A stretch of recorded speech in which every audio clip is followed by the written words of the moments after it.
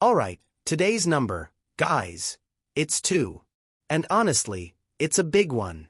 See, we've only really seen something like this happen, maybe a couple of times before. Once right before the dot-com crash, and then again last year. Before that whole tariff tantrum and the fallout that followed. So, well, why should we be paying attention to the fact that big tech is selling while Wall Street is, basically hiding out in defensive stocks? And how does this play out moving into 2026? Well, look, in today's video, we're breaking it down from both the investor and the trader perspective. We've got gold and silver bouncing off levels we talked about, which is nice to see. And of course, the S&P 500 is, well, it's wrangling with a very important zone. The technical levels and the Hindenburg. Yeah, we hit 7,000.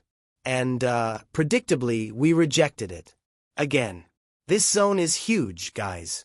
Seriously. Let's pull up the charts for stocks, commodities, and cryptos. There's some stuff here you really need to be watching right now. Anyway, welcome back, everybody, to the Daily Show. I'm Thomas Ottenson. We've got a lot to get through today. Semiconductors were down, big tech was sliding. But then you've got these other sectors we've been tracking that are actually, they're rallying. It makes you wonder, is something going wrong under the hood? Plus, we've got another signal from the Hindenburg omen.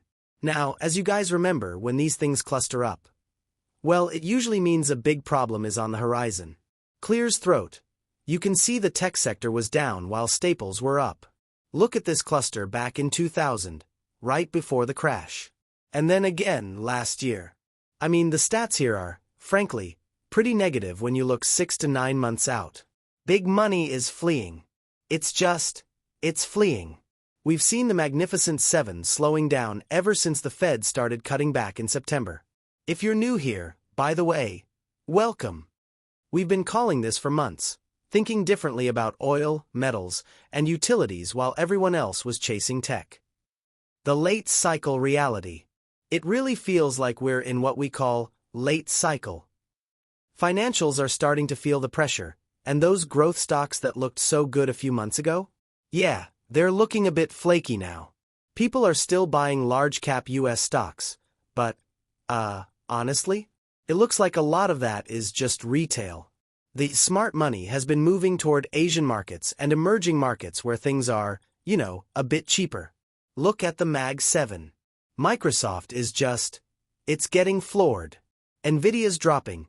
Tesla's looking shaky at 420. I mean, the leadership of this market is weakening. It's the new Dow theory. If the semis fail, we've got a real problem. Oh, and another thing, the truck sales. Falling US truck sales usually point to a weakening economy. It's one of those canary in the coal mine things. Combine that with the Hindenburg clusters and, yeah, it's a dull, late-stage bull market. And with the new Fed chair? Well, he's a fix-it-after-it-breaks kind of guy. Not exactly the slow and steady approach we had with Powell. Let me know in the comments. Which style do you prefer? The preventative liquidity or the let it crash then fix it vibe? I'm curious. Crypto and final thoughts. Quick look at Bitcoin, man. It's a bit of a mess. 44% of the supply is now underwater. That's a massive deal. A lot of people who bought near the highs are sitting on losses right now.